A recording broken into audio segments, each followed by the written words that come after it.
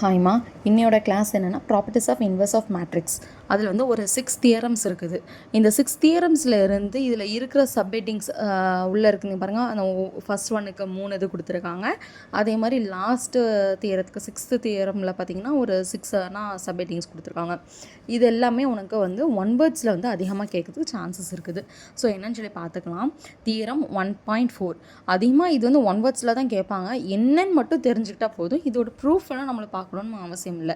Just நான் சிங்குலராக இருந்ததுன்னா இது வந்ததுன்னா இது ப்ரூவ் பண்ணணும் அப்படின்னு சொல்லிட்டு தெரிஞ்சு மட்டும் வச்சுக்கலாம். சரியா?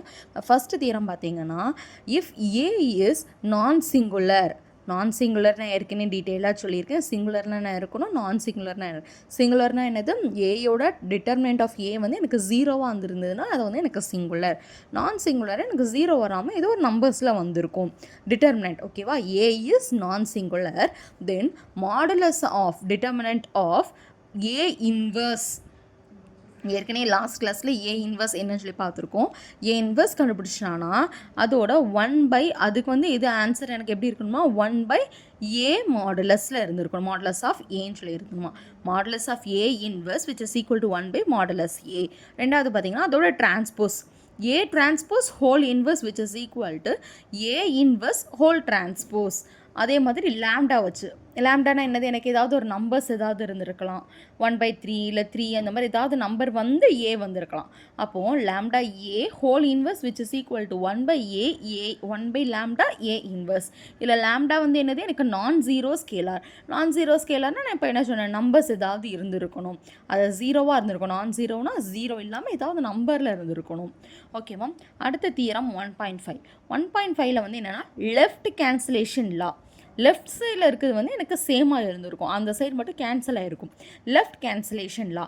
Let A B and C is எஸ்னா என்ன, ஸ்மால் இல்லை ஸ்கொயர் மேட்ரிக்ஸ். ஓகேவா? If A B and C be square matrix of order N, same ஆர்டரில் மூணுமே ஏபிசிங்கிறது வந்து சேம் ஆர்டரில் 2x2 3x3 சேம் ஆர்டரில் இருந்துச்சுன்னா ஏ இஸ் அ நான் சிங்குலர்னா, ஏ நான் சிங்குலராக இருந்துச்சுன்னா AB which is equal to AC. நான் என்ன சொன்னேன், லெஃப்ட் கேன்சலேஷன் சொன்னேன். லெஃப்ட் சைடில் சேமாக இருந்திருக்கணும். ஈக்குவல்டுக்கு ரெண்டு சைடுமே பார்த்தீங்கன்னா லெஃப்ட் சைடில் சேமாக இருந்திருக்கணும். ஏ இங்கே ஏ, அப்புறம் பி, அப்புறம் சி இங்கே வந்திருக்கு. அப்போ லெஃப்ட் சைடில் கேன்சல் ஆகிற மாதிரி இருந்துச்சு எனக்கு b is equal to c. A cancel ஆகினா எனக்கு என்ன கிடச்சிருக்கும், b is equal to c கிடச்சிருக்கும். இதுதான் என்னோட லெஃப்ட் கேன்சலேஷன் லா. அதே மாதிரி ரைட் பார்த்தீங்கன்னா தியரம் 1.6 ரைட் கேன்சலேஷன் லா சேம் அதே தான். ஏபிசிங்கிறது ஒரு ஸ்கொயர் மேட்ரிக்ஸாக இருந்துச்சுன்னா அதில் ஏ வந்து நான் சிங்குலராக இருந்துச்சுன்னா BA is equal to CA. A வந்து கேன்சல் ஆகிட்டுனா B is equal to C, இந்த மாதிரி கிடச்சிருக்கும். ஓகேவா? இதுதான் ரைட் கேன்சலேஷன் லா. அடுத்த theorem 1.7 reversal law of inverse.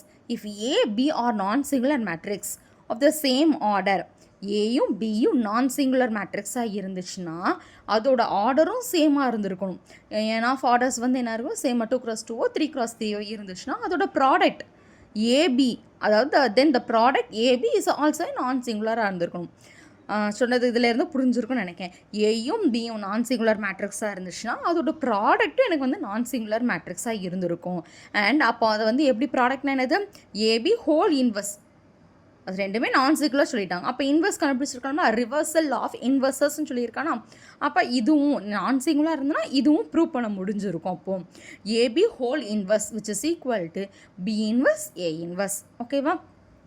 அடுத்து என்னென்னா பார்த்தீங்கன்னா theorem 1.8 law of double inverse. டபுளாக இன்வர்ஸ் டபுள் இன்வர்ஸ்னால் இதில் என்ன தெரிஞ்சிருக்குது, இன்வர்ஸ்ங்கிறது டபுள் 2 டைம்ஸ் போட்டிருக்கணும். அப்போது if A is non singular then A inverse is also non singular. A வந்து நான் சிங்குலர் இருந்தால் அதோட ஏ இன்வர்ஸும் நான் சிங்குலராக இருந்திருக்கும். அப்படி இருந்துச்சுன்னா A inverse whole inverse which is equal to A. இந்த இன்வர்ஸ் நம்ம 2 தடவை இன்வர்ஸ் கண்டுபிடிச்சா மறுபடியும் எனக்கு ஏ தான் கிடச்சிருக்கும். அப்போது இது எனக்கு ப்ரூவ் பண்ணலாம் அப்படின்னு சொல்லியிருக்காங்க. இப்போ லாஸ்ட் ஃபைனலாக ஒரே ஒரு தியரம் 1.9. இதில் வந்து 6 ஹெட்டிங்ஸ் இருக்குது, 6 சப்டிவிஷன்ஸ் இருக்குது. இப்போ பாருங்கள், if A is a non singular square matrix of order N, எல்லாமே தான் ஏங்கிற ஏ வச்சு தான் கொடுத்துருக்கோம். ஏ is a non singular square matrix of order என்ன இருந்துச்சுன்னா ஃபஸ்ட் ஒன் என்ன சொல்லியிருக்காங்க, அட்ஜாயிண்ட். இதுலலாம் நம்ம அட்ஜாயிண்ட், இதுக்கு முந்தியில் அட்ஜாயிண்டே நம்ம பார்க்கல. ஜஸ்ட் ஏபி ஏபிசி அதை வச்சு மட்டும் தான் பார்த்துருக்கோம். இந்த தியரத்தில் மட்டும் பாருங்கள் அட்ஜாயிண்ட் வச்சு சொல்லியிருக்கான். அப்போ அட்ஜாயிண்ட் ஏக்கு இன்வெர்ஸ் எடுத்தால் எனக்கு அது எதுக்கு ஈக்குவலாக இருக்குன்னா ஏ இன்வெர்ஸ்க்கு அட்ஜாயிண்ட் கண்டுபிடிக்கிற மாதிரி. ஃபஸ்ட்டு ஏ அட்ஜாயிண்ட் ஏ கண்டுபிடிச்சி அதுக்கு இன்வெர்ஸ் ஃபைன் பண்ணுறது. அது எதுக்கு ஈக்குவலாக இருக்குமா adjoint A inverse which is equal to 1 by modulus A into A. ஓகேவா புரிஞ்சுதா? ரெண்டாவது பார்த்தீங்கன்னா மாடுலஸ் அதாவது மாடுலஸ்னாலும் சொல்லலாம் டிட்டர்மினண்ட்னு சொல்லலாம். ஓகேவா modulus A adjoint A which is equal to modulus A n power n minus 1 பவரில் என்ன இருக்குது n minus 1 மாடுலஸ் ஏ பவரில் n minus 1. மூணாவது subheading adjoint into adjoint A adjoint into adjoint A which is equal to modulus A பவரில் n minus 2 into A. அடுத்து பார்த்தீங்கன்னா adjoint lambda A which is equal to lambda power n minus 1 adjoint A. இதை வச்சு ஒரு நம்ம எக்ஸசைஸில் பண்ணுற மாதிரி இருக்கும். ஓகேவா அந்த 4th சப்டிவிஷன் நம்மளுக்கு கொஞ்சம் important. ஓகேவாப்பா adjoint lambda A which is equal to lambda வெளியே எடுத்து lambda power n minus 1 adjoint A. lambda is a non-zero scalar. அஞ்சாவது பார்த்தீங்கன்னா modulus adjoint into adjoint A which is equal to